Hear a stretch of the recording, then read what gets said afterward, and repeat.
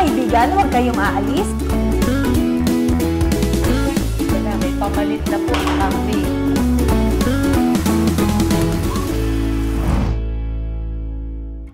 Okay, nandito na naman po tayo ngayon sa episode 2 ng ating KKK, ang kasarapan at kabutihan ng Kabute. Okay, ayan. So ano ba yung kasarapan natin ngayon, Dessa? Okay, ang kasarapan natin ngayon ay ang mushroom bagoong with mango salad. Wow. Magdasal, masarap yun. Okay mango salad. At saka, bagoong. Oh, masarap na masarap yan. Pero bago siguro natin manamnam yung kasarapan na to, ano ba ang ating word of God ngayon na pwede nating pagbulay-bulayan? Makikita natin sa Deuteronomy 7:9, "Know now then that the Lord your God is the only true God. He is the faithful God who keeps the covenant and proves loyal to everyone who loves Him and keep His commands, even to the 1,000 generations." Talagang totoo ang Diyos, ano?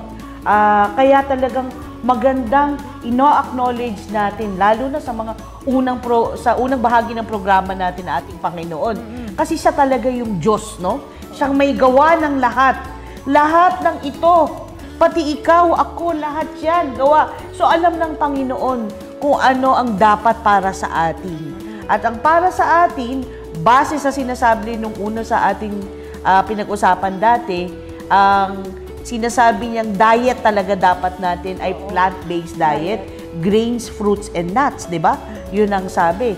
So, siyang nakakaalam kung anong maigi sa atin, dapat yun yung gagawin natin. Kasi, kaya dapat alagaan natin ang katawan natin. Kasi siya pa rin ang control nito. Saka sabi kasi doon na alam natin na siya yung Diyos, kung ano yung inuutos niya, susundan natin. At pag sinunod natin siya, siya ang bahala sa atin hanggang 1,000 generation.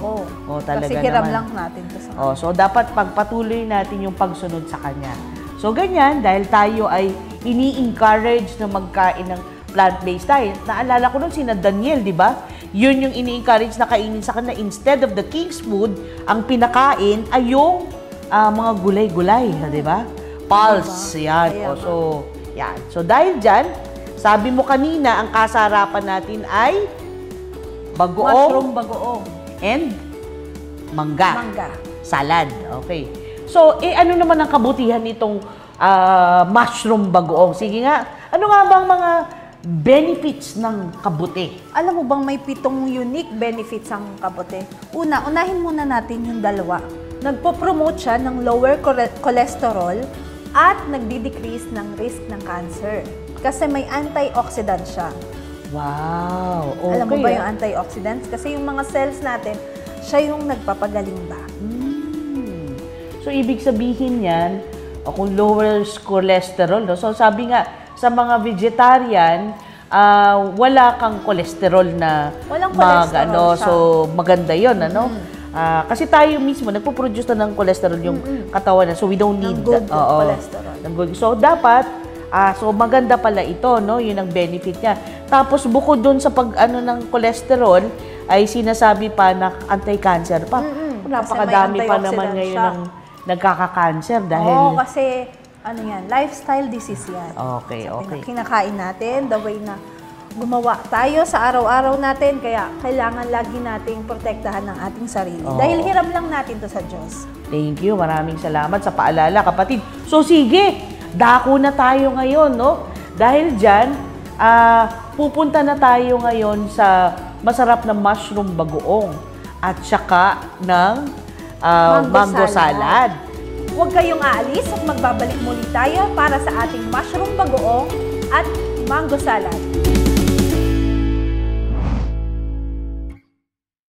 Researchers for the Adventist Health Study wondered, can a vegetarian diet provide adequate vitamin D, which is found primarily in animal products? Interestingly, no real difference was found in vitamin D levels based on diet. Researchers found instead that the people with the highest vitamin D levels were those who spent enough time in the sun. Safe but regular sun exposure seems to be the best way to get your vitamin D. regular time outside in the sun is another ageless advantage.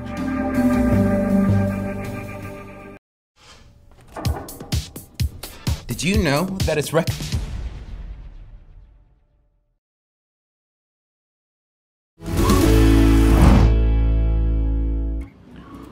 Welcome back po sa ating mga tagapanood, no? Talagang inabang-abangan nila ngayon yung ating bagoong at saka mango salad. Para na naman sa isa na namang episode ng KKK, Kasarapan at Kabutihan ng Kabute by MRD Mushroom Factory. Of course, nasa may iba silang lang po yan.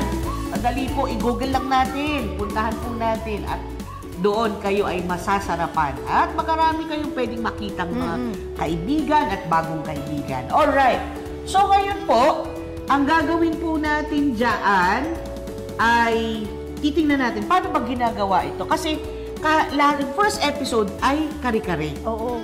Sabi ko nung una, kung sarap eh. Pero parang may kulang. Kasi Anong kulang? matami siya peanut. Bagoong. Ang kulang ay bagoong at kanin. Yan. Pero, siyempre kulang bagoong. So ngayon, ipapakita natin paano ba gumawa ng mushroom bagoong. Vegetarian na bagoong. Sige, Desa, take it away. Ano ba ang ingredients? Okay, ito lang ang ingredients niyan. Ang main niya is mushroom. O, siyempre, alam na natin yung Oo. benefits, kabutihan ng mushroom, no? 200 grams ng mushroom. 200 Tapos, grams. i-blend na kasi natin eh. Ito na siya. blend Oo, blend na siya. Okay, spoil tayo ngayon. Oo.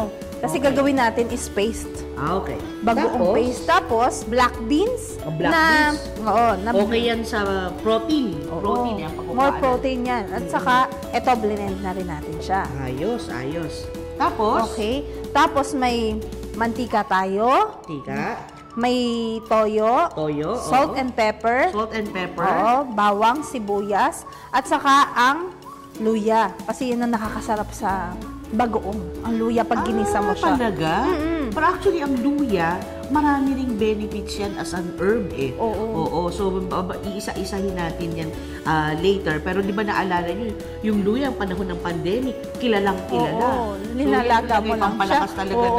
ng resistensya. Tapos, may pangpakulay tayo. Gagamit tayo ng aswete mismo. Yung aswete o anatosid, ginamit din natin yan sa kare-kare. Oo, powder Pero alam mo yun. ba, ang aswete ay nakakatulong yan ng pang-improve ng eye natin. Ah, Oo. kaya nakakatulong din yan sa inflammation. No? Pagka may namamaga, nakakatulong din. Oo, kaya maganda talagang gumamit ng So, hindi lang pala siya yung kulay. pangpakulay na organic. Alright, very Oh. good. So, paano nang gagawin natin? Okay, gawin na natin mantika. Wow. May apoy ka na kagad dyan. Yes. Talaga. Okay. Mantika. Oo. Yan. Initin Tapos, lang natin ng mantika. Iinitin ng mantika. Tapos, pag mainit na siya, saka natin lagay itong aswete. Talaga? Oo.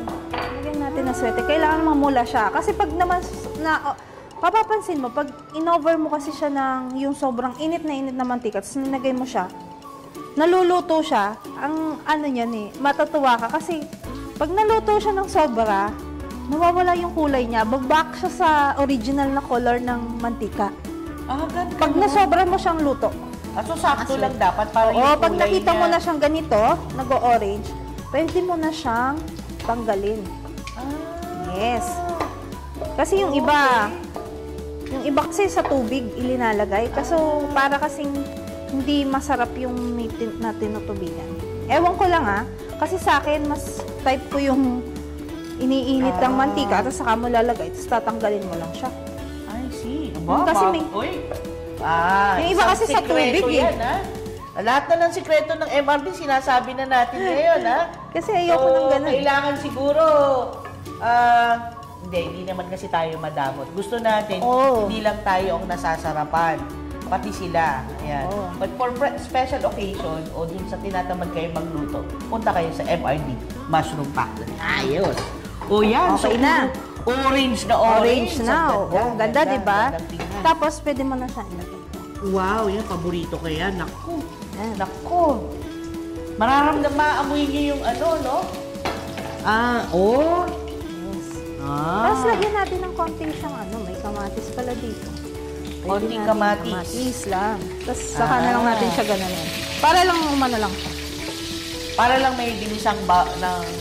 Yes. So, pagkatapos pala ng luya, ang masarap na ilagay mo na kamatis. Saka mo bawang. ilalagay ang bawang. Kasi yung iba, bawang lagi inuuna no? Eto, Bawang. luya muna. Luya. And kamatis. Kasi yung luya matagal maluto eh. Kamatis. Kung pwede niyong i-chop siyang maliliit yung kamatis, pwede. Kaso pwede na rin hindi kasi mabilis siyang malabog eh. Okay. Tapos, Wow! sibuyas. Ang bango-bango na po dito sa ating set, no? Bango-bango na. Tapos ate, medyo, kasi ito, mapanakit to eh, itong bagoong. Mapanakit? Mapanakit. Kasi kapag nilagay mo na siya yung medyo natalsik siya. So kailangan po maging handa kayo, Oo. no? Wala tayong taklo? May taklog tayo dyan. Pero ibig sabihin, ihanda lang natin pagka kayong magluluto. Ngayon, tatanggapin natin ang pananakit nito. Sige. Mapanakit. Sige, go. So, lagay na natin tong mushroom. mushroom. Wow! Sabit na. Oy, nararamdaman na natin. Tapos, isunod mo na rin to kasi para kumulay siya. Okay. Yan yung beans, no? Ito ay 100 grams. 100 grams. Yung mushroom, 200 Mas marami grams. pa rin yung mushroom kasi. That's 100 grams na. Ito parang 2:1 siya. Okay. Kung gusto nyong damihan, basta 2:1. Yan. Alright. Tapos, lagyan natin ng Asin. asin. Medyo marami-rami yung Oo, asin. marami kasing asin yan. Kasi nga bagoong, no? Oo. Alalahanin po natin, ang bagoong, hindi po yan kinakain ng kutsa-kutsara. Oo. Kakaunti lang. Kakaunti lang yan. Kakaunti lang yung pangpalasa lang yan. Kaya sa kari-kari natin nung isang episode, lalagay nyo konting lang. Tapos lagyan Yan natin yun. ng May tinabi talaga ako na kari-kari paminta. para isama Masarap nito. maraming paminta. Ayan ang masarap ng paminta. Tapos Paborito lagyan ko natin yan. na ba siya ng toyo para Toyo. maganda yung kulay niya lalo. Okay. Kasi nga bagoong, kaya maalat. Pero again, yung mga may hypertension, kung kukuha po kayo dito, Paunti-unti. Sobrang kaunti lang. Kaunti lang. Pampalasa lang naman po talaga to. Iyan, marami po ang maigagawa niyan. Tapos yan, it should last a long, long way. Hindi po sinasabi na ubos biyaya tayo sa bagoong. Bagoong ay pampalasa lamang at pampasarap ng ating mga kakainin. Ayan. Tapos, ayan na. Tapos na? Lapit na siya. Pero sa Lapit na. totoo, yan, para pag gusto mo lalo siyang tumagal yung shelf life niya, syempre, sa MRD, nagbebenta tayo niyan. Naglala siya ng 3 months. 3 to 6, oo. Basta, ang luto niya kasi sa atin, ginagawa natin 3 hours. Low heat. Long heat. Low heat. Low heat. Low heat. Pero ito kasi, pang araw-araw lang. Pag pang araw-araw lang, pwede na to. Pag kumulo ka Pero na. sa isang linggo, pwede. Ibig sabihin, anong shelf life niyan?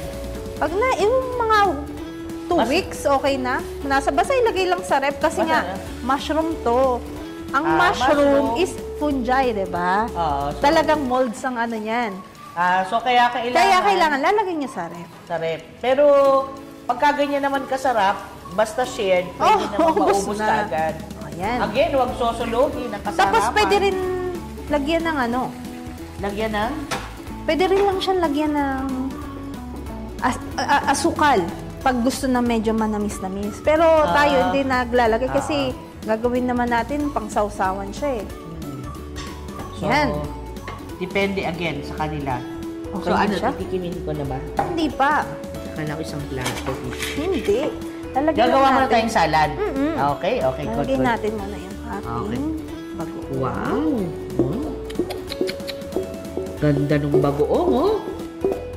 Para talagang bagoong. Oo, di ba? Yung iba naman, ayaw nila ng paste. Ayaw nila, Chop gusto nila lang. chop. Pwede naman yun. So depende sa Depende kung ano lang. gusto. Oo. Tapos ngayon, ang side niyan is ang Mango ating salad. mango salad. Sige nga, Okay. paano ang mango salad? Ang mango salad natin. Simple lang. Ano naman ang benefit daw ng mangga? Alam mo, may 5 benefits ang mangga. Oh. Alam mo, kapatid. O It ano? aids digestion. Wow! Maganda rin yan sa hair and skin. Kaya pala maraming nabili talaga ng mangga paborito ko ngayon. yan eh. Oo nga. tumutulong din yan sa puso at ganoon din sa ating mga mata. Anong klaseng mangga yan, kapatid? Indian. Indian mango. So medyo may tamis-tamis na Tamis-tamis, konti. oo. Sakto kasi itong maalat. Maalat, okay. Ang ingredients natin ngayon dyan ay ang Indian mango, kamatis, at saka sibuyas. Puro strips lang to. Strips lang. Pagsasama-samahin. Pagsama-samahin lang natin. Napakahirap Simple naman yan, lang. pinsan. Napakahirap. Diba? Pero ito mismo ay very Haluin lang nutritious na natin. yan, no? Sobrang simple lang, ano? Haluin lang natin. Tapos, yan. Pwede na Ayos. natin. Tikman. Ang bilis naman ito, no? Oo, mabilis lang yan. Pero bago natin yan, tikman, isa-isahin muna natin ng kaunti, ano? So, ibig sabihin, itong salad kasi, napakahalaga po na meron tayong salad sa ating hapagkainan. Raw. Meaning raw. Yung raw talaga siya. Why? Kasi it really aids digestion. Yan po talaga. Akala ng iba, the more luto, mas madaling ma-digest. Sa totoong buhay lang, mas maraming enzyme pagka hilaw. Tama? Hilaw. Oo. So, Saka maganda siya sa una. yan. So, sabi nga ng nanay ko, sana mapanood niya to. Unahin ang hilaw. At yun ay talagang makakatulong sa pag-digest. So, every meal, make sure na meron kayong fresh salad. Sa mahaba pa Mahaba pa ang buhay natin lalo kapag kumain tayo ng mga fresh salad. So, ito po isang simpleng salad lang. At ito'y typical Filipino salad, no? Mangga, ganyan. Minsan nilalagyan din nila ng luya or ganyan. Pero yan po, gusto lang namin i-emphasize talaga. Kahit sa Mushroom Factory po, nagtatry po din talaga kami na merong laging fresh. Fresh. Lahat ng ingredients natin na try natin fresh. Tapos yung salad natin, may salad din na fresh, 'di ba? May kamatis kang ginagawa doon. Tapos yung mga juice natin, talagang may apple talaga. Fresh cut apples talaga yun. Kasi mahalaga yung may actual talaga na fresh. Hindi lahat luto. Ayan. So, eto po, pwede nga siya sa kahit na anong, yung ba, mahilig sa prito no? Yan. So, ayan yung mga kapartner. So, titikman naman natin to. Syempre, titikman mo yan. Ikaw ba hindi ka titikim? Alam mo, minsan, pag ikaw yung nagluluto, nawawala na yung ano mo. Kasi I was informed na pag titikim daw, huwag daw lahatin. Kasi paborito mo part 2 Pero sa totoong buhay lang, pag titikim ka, for you to know the dish, you have to taste it, yung lahat, a bit of everything. Yeah. Pero dahil malaki ang mga strips nila, hindi ko rin alam kung paano. Talagyan natin kasi salad siya kasi. Kaya talagang strips siya. So, depende po yan sa gusto nyo. Minsan yung iba, ang gusto nila, yung maliliit. No? Pero dahil ito po yan. Tapos minsan, syempre, gusto nila ng maanghang. Pwede sila ng sili, labuyo. So, meron siyang sili, merong Pwedeng lagyan ng sili yun. Pwedeng lagyan ng ano. Wow. So, let's taste, no?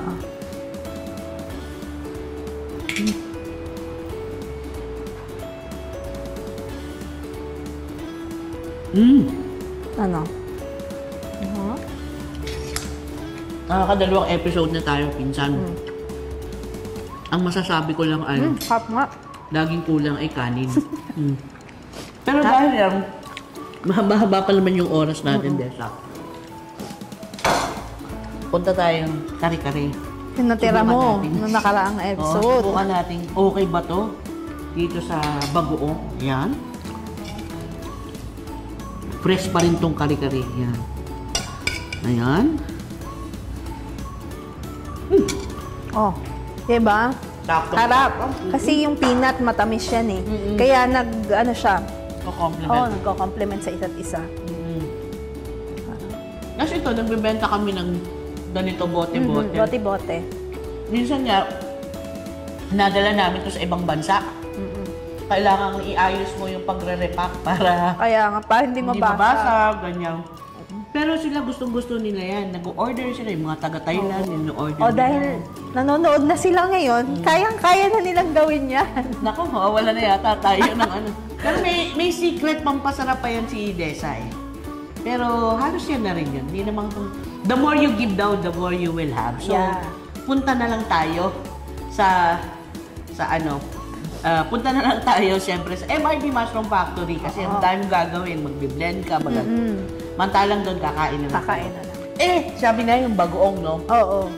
Ano ba daw ang difference ng bagoong isda at saka ng bagoong na vegetarian? Sa akin, syempre, ang difference niyan, malansa kaya isda. Hindi ka tulad ng halimbawa, may pupuntahan ka o nasa labas ka, kakain ka, tapos may date ka. Syempre, kung i-ano sa'yo is bagoong na sa kare-kare ay bagoong na isda. O hipon, no? Ang hipon, medyo malansa siya. Kumpara dito, talagang kahit mag-usap tayong dalawa, hindi mo maano na, alam ko na ulam mo. Bagoong Malayo-layo. Oo, yun, medyo ano. Oo.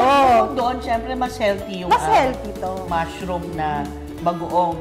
At saka at the same time, kung lalo na yung ano, yung shellfish na bagoong, ano po yan, napakataas niyan sa ano, sa uric acid. Lahat ng mga ibabawal talaga number 1.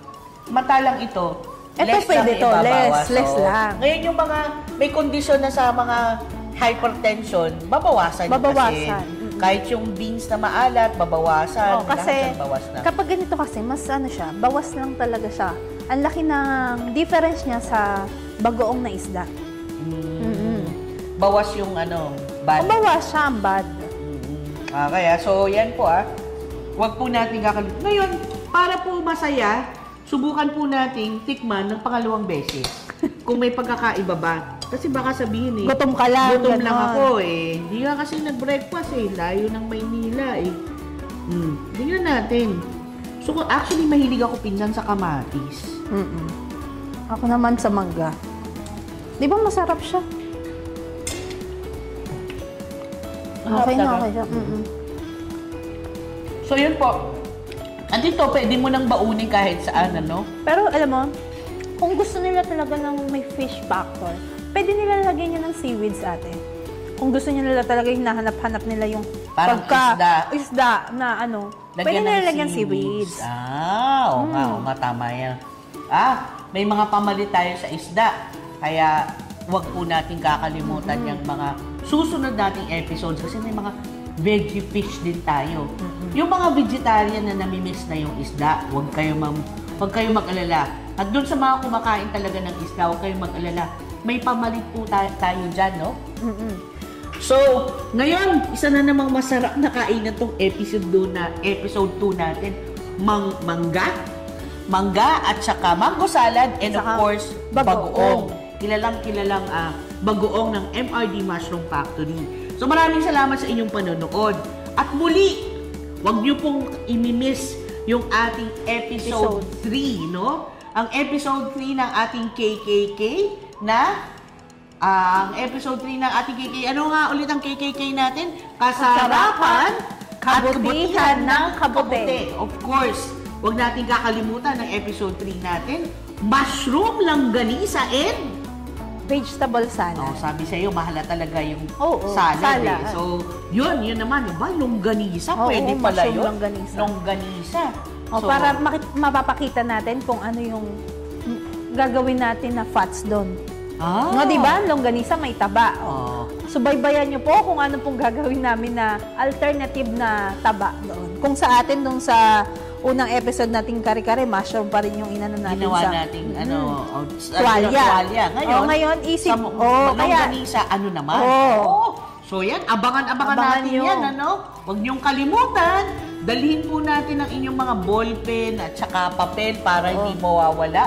At the same time, pwede nyo namang i-review sa ating website ang ating Hope Channel na episode na ito, no? So, para lang po maaalala ninyo, ayan naman po ay mga naka-YouTube din ata itong naka-YouTube din. So, huwag po kayong mawala. At manood tayo lagi dun sa Hope Channel. Kasi at saka meron silang cooking them. show ang meron.